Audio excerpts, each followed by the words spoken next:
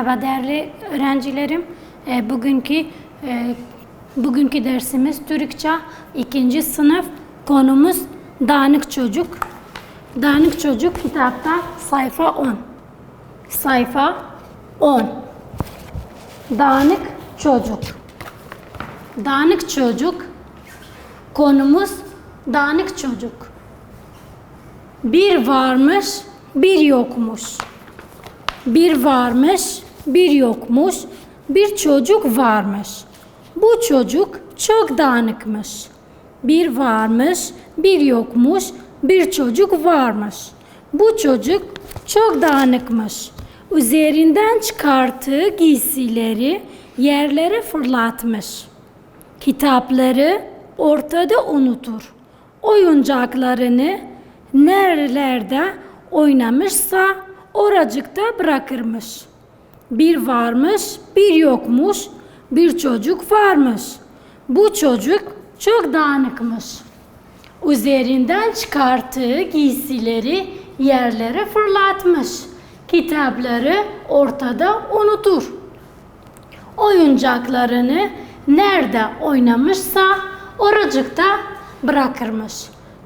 Bir gün yerlerde atılı duran eşyalar aralarında konuşuyorlarmış. Bir gün yerlerde atılı duran eşyalar aralarında konuşuyorlarmış. Ceket, sen neden hala buralardasın diye sormuş ders kitabına. Bu saatte okulda olman gerekmiyor mu? Evet, ama dağınık çocuk okula giderken beni aradı, bulamadı. Sonunda beni almadan gitti. Burada kala kaldım. Çorap, atlet, tişört de yakınmış çocuktan. Bakın ne yapalım biliyor musunuz? Demiş. Pantolon, dağınık çocuk benim cebimde otobüs biletini unutmuş. Hep birlikte otobüse binip buradan gidelim. Bindikleri otobüs onları yemyeşil kırlara götürmüş. Orada oynamışlar, yerlerde yuvarlanmış, tozlanıp çamurlanmışlar. Akşama doğru tekrar otobüse doluşup eve dönmüşler. Sonra atıldıkları yerlere aynen uzanıp yorgunluktan uyuyakalmışlar. Çocuk okuldan dönmüş. Eşyaların halini görünce keşke onları yerlerine kaldırsaydım. Bu hale gelmezlerdi demiş. Dağınık çocuk o günden sonra giysileri, kitaplarını, oyuncaklarını hep yerlerine kaldırmış. Çocuklar bu konumuz dağınık çocuk üzerinde konuşuyor. Yani bir çocuk dağınık bir çocuktu. Yani yaramaz ya da pis bir çocuk.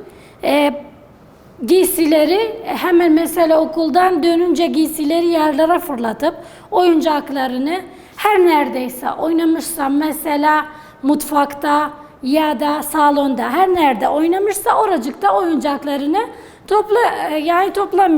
toplamıyormuş. Oracıkta bırakırmış. Kitapları da bir yerlerde unuturmuş. Bu sefer bir daha okuyacağım. Siz de dinleyin. Dağınık çocuk. Bir varmış, bir yokmuş. Bir çocuk varmış. Bu çocuk çok dağınıkmış. Üzerinden çıkarttığı giysileri yerlere fırlatmış. Kitapları ortada unutur. Oyuncaklarını nerede oynamışsa oracıkta bırakırmış. Bir gün yerlerde atılı duran eşyalar aralarında konuşuyorlarmış. Ceket, sen neden hala buradasın diye sormuş ders kitabına. Bu saatte okulda olman gerekmiyor mu? Evet, ama dağınık çocuk okula giderken beni aradı. bulamadı. Sonunda beni almadan gitti. Burada kaldım. Çorap, atlet, tişört de yakınmış çocuktan. Bakın ne yapalım biliyor musunuz? Demiş. Pantolon dağınık çocuk benim cebimde otobüs bileti unutmuş. Hep birlikte otobüse binip buradan gidelim. Bindikleri otobüs onları yemyeşil kırlara götürmüş. Orada oynamışlar, yerlerde yuvarlanmış, tozlanıp çamurlanmışlar. Akşama doğru tekrar otobüse doluşup eve dönmüşler. Sonra atıldıkları yerlere aynen uzanıp yorgunluktan uyuyakalmışlar. Çocuk okuldan dönmüş. Eşyaların halini görünce keşke onları yerlerine kaldırsaydım bu hale gelmezlerdi demiş. Dağınık çocuk o günden sonra giysilerini, kitaplarını, oyuncaklarını hep yerlerini kaldırmış. Yani dağınık çocuk o günden sonra pişman olup eşyalarını her gün kendi yerine bırakırmış.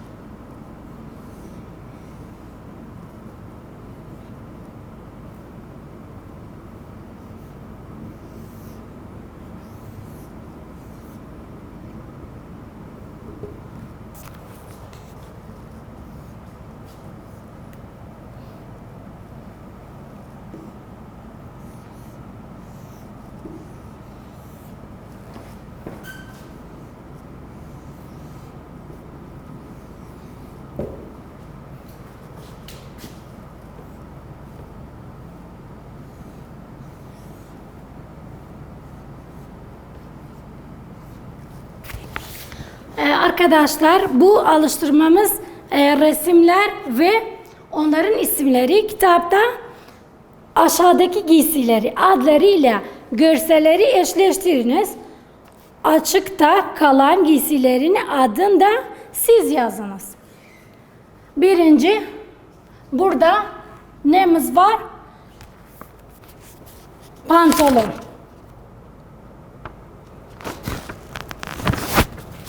Pantolon.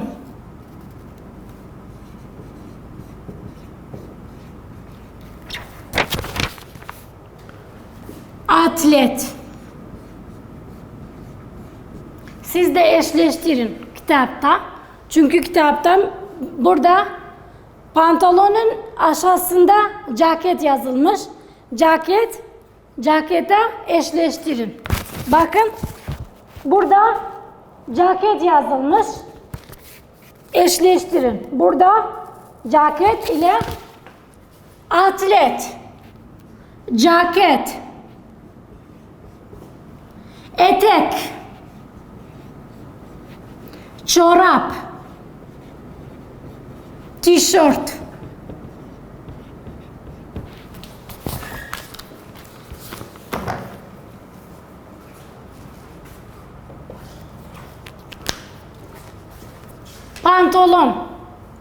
Pantolon, atlet, ceket, etek, çorap, tişört. Siz de kitaptaki yazın. Burada diğer alıştırmamız var.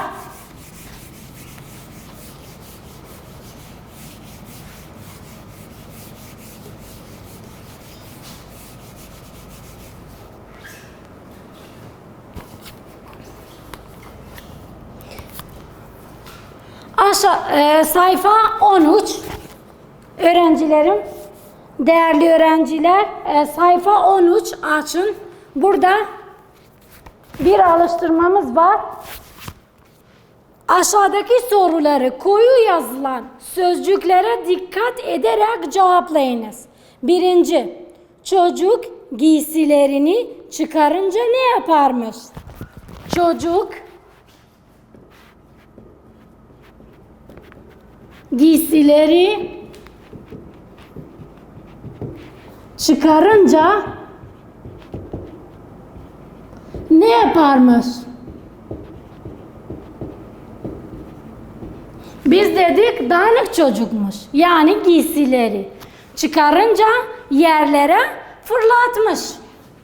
Yerlere fırlatmış.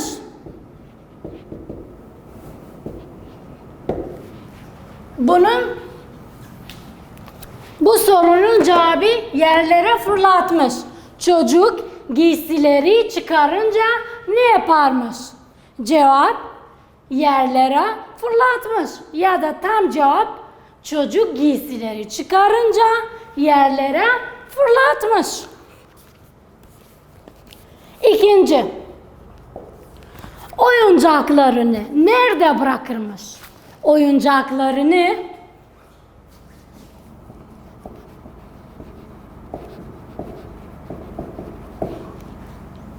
nerede bırakırmış?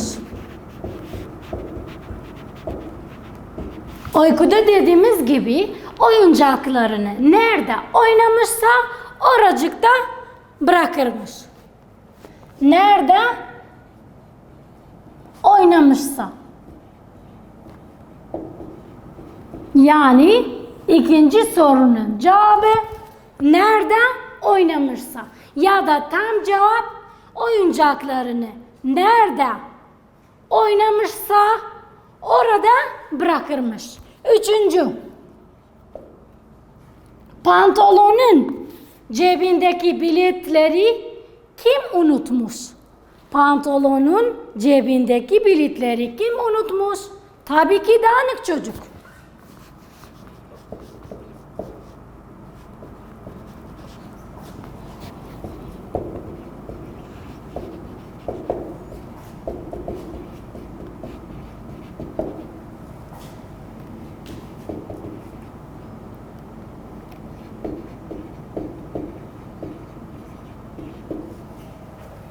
Kim unutmuş? Dağınık çocuk.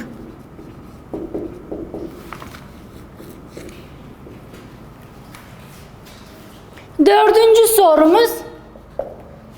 Giysiler yemyeşil kırlara nasıl gitmiş?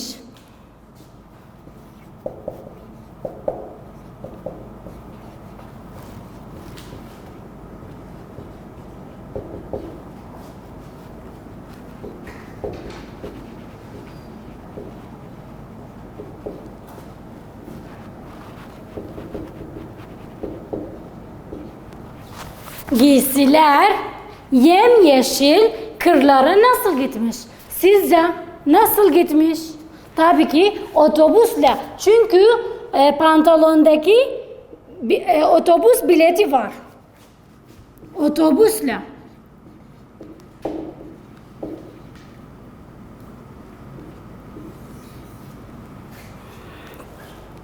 Tam cevap giysiler yemyeşil kırlara otobüsle gitmişler. Beşinci, giysiler niçin tozlanıp çamurlanmışlar? Giysiler niçin tozlanıp çamurlanmışlar?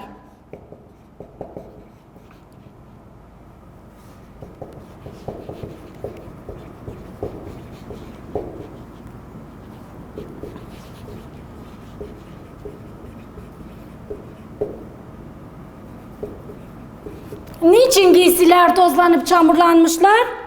Çünkü yemyeşil kırlara oynamışlar.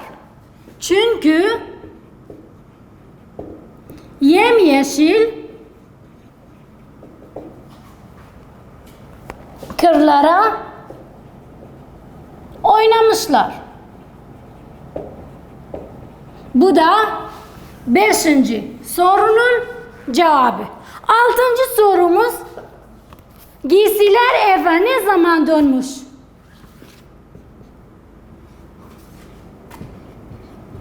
Ne zaman dönmüş? Uykuda dedik akşam.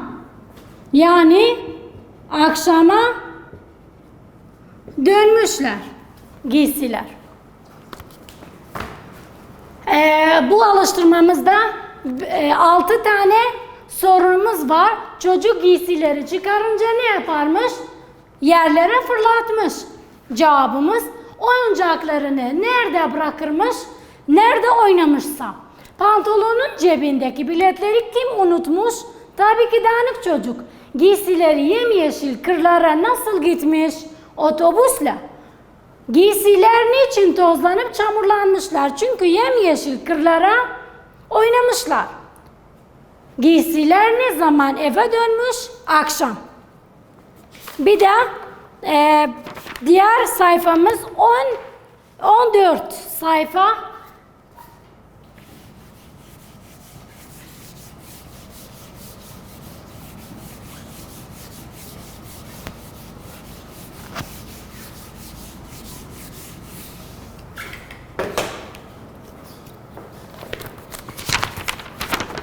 Sayfa 14, derli toplu çocuk.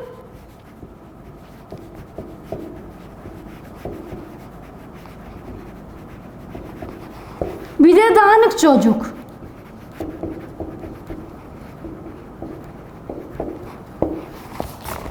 Burada derli toplu çocuğumuz var, bir de dağınık çocuğumuz var. Farkı nedir?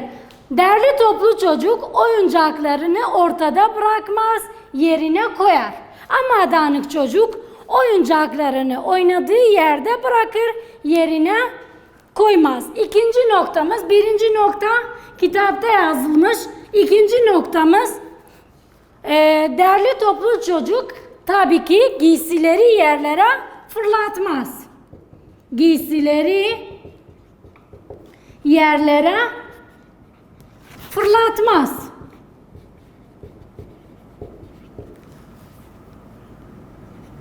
Ama dağınık çocuk giysileri yerlere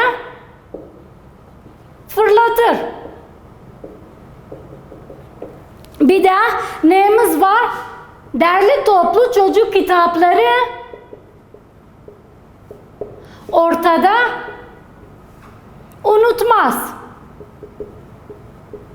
Dağınık çocuk kitapları ortada unutur.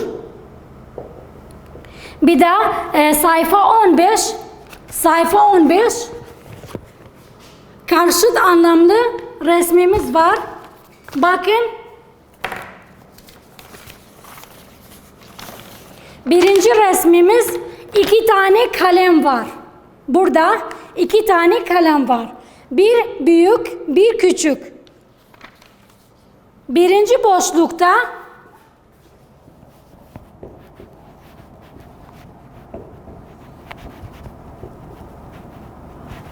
büyük kalem. Büyük kalem. İkinci resmimiz küçük kalem. Küçük kalem. Büyük kalem, küçük kalem. İkinci resmimiz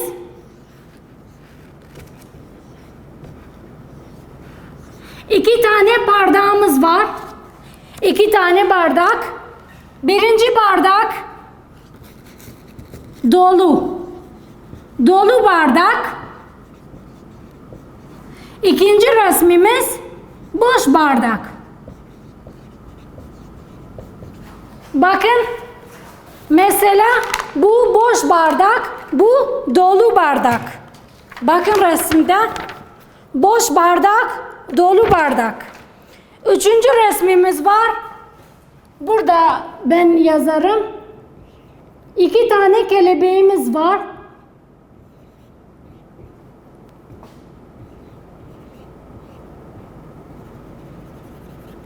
siyah kelebek, siyah renkli kelebek.